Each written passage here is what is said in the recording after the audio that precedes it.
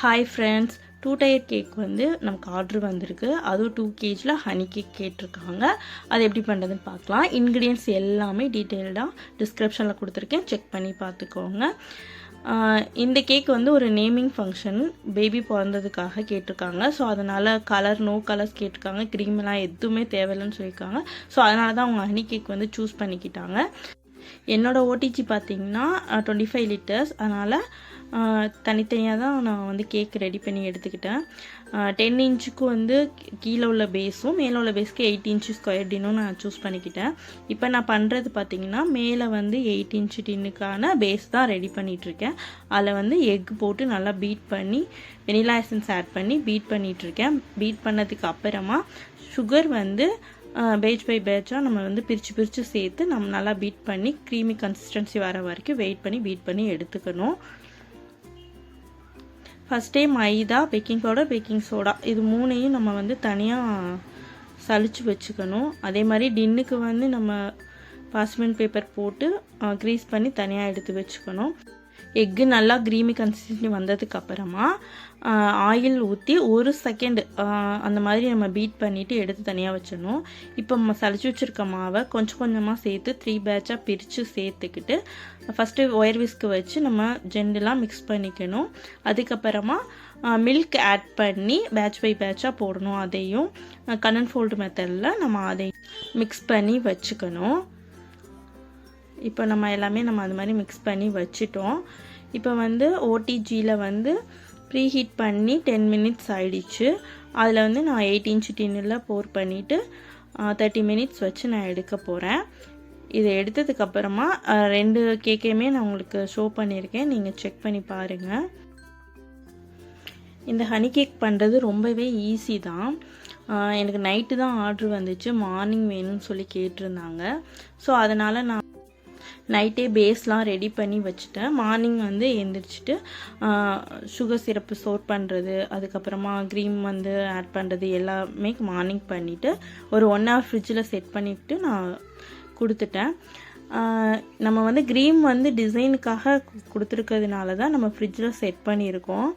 நம்ம க்ரீம் வந்து ஆட் பண்ணவே இல்லை, வெறும் ஜாம் மட்டும்தான் வச்சுருக்கோம் அப்படின்னா நம்ம வந்து ஃப்ரிட்ஜில் செட் பண்ண வேண்டிய அவசியமே இல்லை. ரூம் டெம்பரேச்சரில் வச்சு 3 days நம்ம சாப்பிட்டுக்க முடியும், ஒன்றும் ஆகாது. ஏன்னா நம்ம சுகர் சிரப் வந்து நல்லா பாயில் பண்ணியிருப்போம், அதனால் வந்து கெட்டு போகாது. சரிங்களா? க்ரீம் போட்டால் கண்டிப்பாக ஃப்ரிட்ஜில் செட் பண்ணி தான் நம்ம சாப்பிட்ற மாதிரி இருக்கும். அவ்வளோதான், நம்ம வந்து கேக் வந்து இப்போ ரெடி ஆகிடுச்சு. ஸோ பேஸ் வந்து ரெடி ஆனதுனால கிளாத் போட்டு நான் க்ளோஸ் பண்ணி வச்சுருந்தேன். கிளாத் போட்டு க்ளோஸ் பண்ணுறது தான் நல்ல விஷயம், வேறு எதையுமே நம்ம யூஸ் பண்ண முடியாது. ஸோ சுகர் சிரப் ரெடி பண்ணுறதுக்காக சுகர், அதுக்கப்புறம் தேவையான வாட்டர் எல்லாமே மிக்ஸ் பண்ணி நல்லா பாயில் பண்ண ஆரம்பிச்சிட்டேன். நல்லா கொதித்து பபிள்ஸ்லாம் வந்ததுக்கப்புறமா நம்ம ஆஃப் பண்ணி ஆற வச்சிடலாம். அந்த கேப்பில் நம்மளோட கேக் எடுத்து மேலே உள்ள டெசிகேட்டட் யூஸ் பண்ணுறது ஈஸியாக எடுக்க போகிறோம். ஸோ அதனால் சைட்ஸ் எல்லாத்தையுமே கட் பண்ணி நம்ம ரிமூவ் பண்ணி தான் வந்து கட் பண்ணி வச்சுக்கிட்டேன்.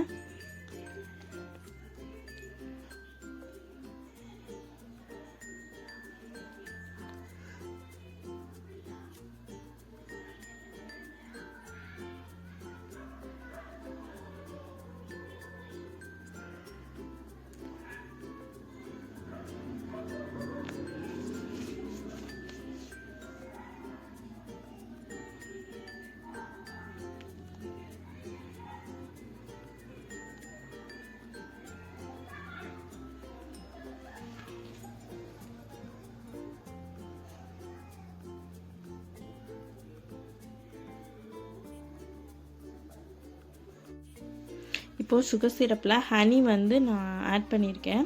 சுகர் சிரப்பு நல்லா ஆறுனதுக்கப்புறமா நம்ம ஹனி வந்து அதில் மிக்ஸ் பண்ணிக்கலாம்.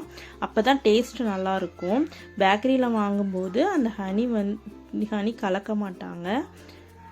இப்போ வந்து கேக் எடுத்து நம்ம ஒரு பிளேட்டில் சுகர் சிரப்பை ஊற்றிட்டு அதில் வந்து நல்லா டிப் பண்ணிவிட்டு அதுக்கப்புறமா அந்த 4 சைட்லேயுமே டெசிகேட்டட் கோகோனட்டை நல்லா ஃபிக்ஸ் பண்ணுற மாதிரி நல்லா ப்ரெஸ் பண்ணி எடுத்துக்கணும். நல்லா 1 2 3 டைம்ஸ் வந்து பண்ணால் தான் நல்லா ஒட்டும், அப்போ தான் பார்க்க அழகாக இருக்கும். இப்போ நான் வந்து ஜாம்க்காக கிசான் ஜாம் மிக்ஸ் ஃப்ரூட் எடுத்திருக்கேன். நான் 2 கிலோ கேக்குக்கு 350 கிராம் கிட்ட நான் எடுத்திருக்கேன்.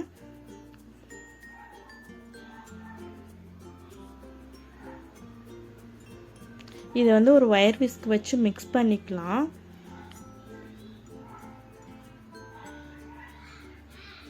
கொஞ்சம் டைட்டாக இருக்கும், அதுக்காக கொஞ்சமாக வந்து வாட்டர் ஆட் பண்ணிவிட்டு லூஸ் பண்ணிக்கலாம். அப்போ தான் ஸ்ப்ரெட் பண்ணுறதுக்கு கொஞ்சம் நமக்கு ஈஸியாக இருக்கும். ஸோ அவ்வளோதான், இப்போ நமக்கு ரெடி ஆகிடுச்சு. இப்போ வந்து நம்ம கேக் வந்து நம்ம அரேஞ்ச் பண்ணிடலாம். இப்போ சாதாரணமாக க்ரீம் கேக்காக இருக்கிறப்போ க்ரீம் வச்சு நம்ம வந்து கேக்கை வந்து ப்ளேஸ் பண்ண முடியும். பட் க்ரீம் இப்போ நான் ரெடி பண்ணலை. ஸோ அதனால் நான் சாக்லேட் மெல்ட் பண்ணி அதை நான் பேஸில் நான் செட் பண்ணுறி வச்சுருக்கேன். அப்போ தான் கேக் வந்து நகராமல் இருக்கும். இப்போ வந்து கேக்கோட ஃபஸ்ட்டு பேஸ் எடுத்து கீழே வச்சுட்டு அதில் வந்து நம்ம ஸ்டிக் வச்சு நல்லா அங்கங்கே குத்தி விட்டுட்டு நம்ம வந்து சுகர் சிரப்பை ஆட் பண்ண போகிறோம். அப்போ தான் அது நல்லா ஊறி வரும்.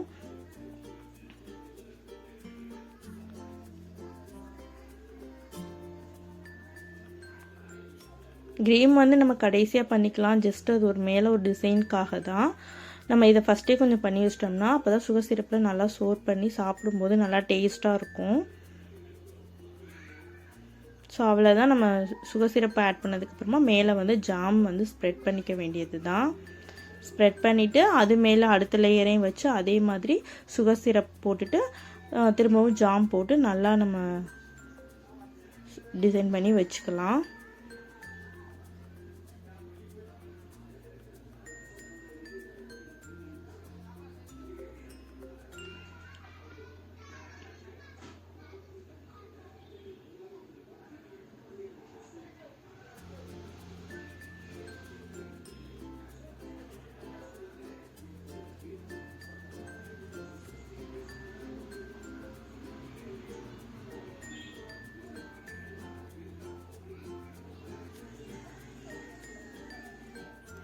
இப்போ இந்த 2 பேஸ் வச்சதுக்கப்புறமா கேக் வந்து நகராமல் இருக்கிறதுக்காக நான் ஸ்டிக்கு வந்து நான் உள்ளே இன்சர்ட் பண்ணியிருக்கேன்.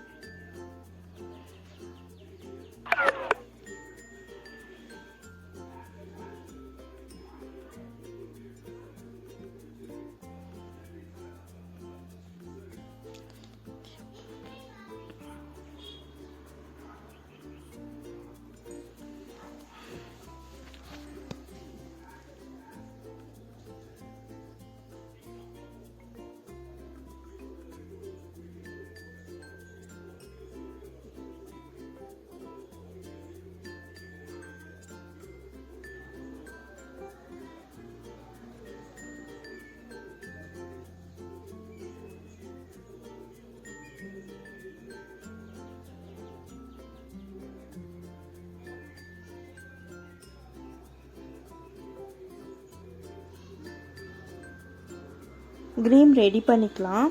நான் ஒரு 100 கிராம் அளவுக்கு க்ரீம் எடுத்திருக்கேன். அதோட வெனிலா எசன்ஸ் வந்து ஆட் பண்ணிவிட்டு ஐசிங் சுகர் வந்து பேட்ச் பை பேட்சாக ஆட் பண்ணி நல்லா ஸ்டிக் பீக் வர வரைக்கும் நல்லா பீட் பண்ணி எடுத்துக்கிட்டேன். அதை ஒரு பேக்கில் மாற்றிட்டு அதை மேலே வந்து நம்ம கோட்டிங் மட்டும் டிசைன் மட்டும் தான் கொடுக்க போகிறோம். ஸோ அந்த டிசைன் மட்டும் அழகாக ஃபினிஷ் பண்ணியாச்சு. கேக் பார்க்க ரொம்பவே அழகாக நீட்டாக சிம்பிளாக சூப்பராக இருந்துச்சு. ஒருவேளை க்ரீம் கேக் வந்து நம்ம 2 கிலோ பண்ண போகிறோம் அப்படின்னா அதுக்கு வந்து ஃப்ரெஷ் க்ரீம் பார்த்திங்கன்னா ஒரு பேக் ஃபுல்லாக எடுத்துக்கணும். 1 kg ஃபுல்லாக எடுக்கிற மாதிரி வரும். இதுக்கு நான் வெறும் 100 கிராம் தான் எடுத்துக்கிட்டேன். சைடில் மட்டும் டிசைன் கொடுத்து கேக்கு வந்து ஃபினிஷ் பண்ணியாச்சு. அங்கங்கே லைட்டாக கோல்டன் பால்ஸ் வச்சுட்டேன். கஸ்டமரும் ஹாப்பியாக ரிவ்யூ கொடுத்துருந்தாங்க. இந்த வீடியோ பிடிச்சிச்சுன்னா மறக்காமல் லைக் பண்ணிக்கோங்க. நம்ம சேனலை மறக்காமல் சப்ஸ்கிரைப் பண்ணிக்கோங்க. நெக்ஸ்ட் வீடியோவில் பார்க்கலாம். தேங்க்யூ.